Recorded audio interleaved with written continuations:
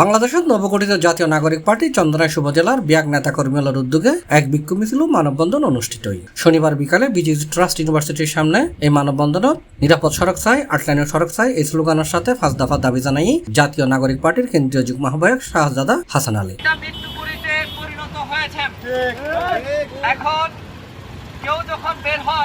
এছাড়া উপস্থিত আছেন চট্টগ্রাম দক্ষিণ জেলার বৈষম্য বিরোধী ছাত্র আন্দোলনের দক্ষিণ চট্টগ্রামের সদস্য সচিব তৌহিদুল ইসলাম সাইদ ও কেন্দ্রীয় সমন্বয়ক শাহাদাত হোসেন এবং দক্ষিণ জেলার যুগ্ম সদস্য সচিব মোহাম্মদ ইমন সহ চন্দনাইশের প্রত্যেক ইউনিয়নের সংগঠকগণ এড উপস্থিত থাকিরা 5 দফা দাবি জানাই।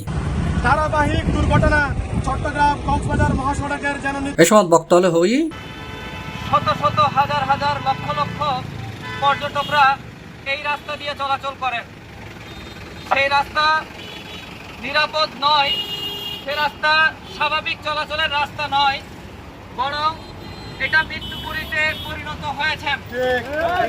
এখন কেউ যখন বের হয়, সে বের হয়েছেন, তার চাহিদা ছিল, তার গন্তব্য ছিল কক্সবাজার কিংবা দোহাজারি কিংবা লোহাগাড়া, কিন্তু সে তার সেই গন্তব্যে পৌঁছানোর কোনো সুযোগ থাকে না।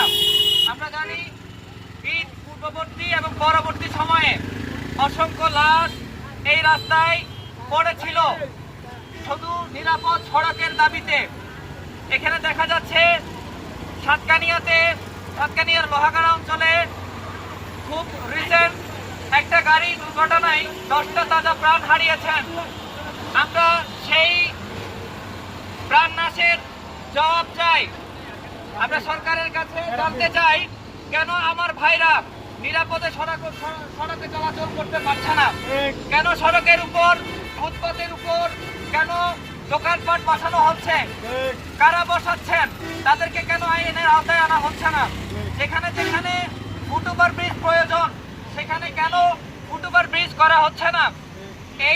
মানববন্ধন শেষে চন্দনাইশ উপজেলা ঈদ পুনর্মিলন উপলক্ষে জাতীয় নাগরিক পার্টি উপজেলার ব্যাগ নেতা কর্মীদের লইয়ে স্থানীয় একখান রেস্তোরাঁ ঈদ আড্ডার আয়োজন করে।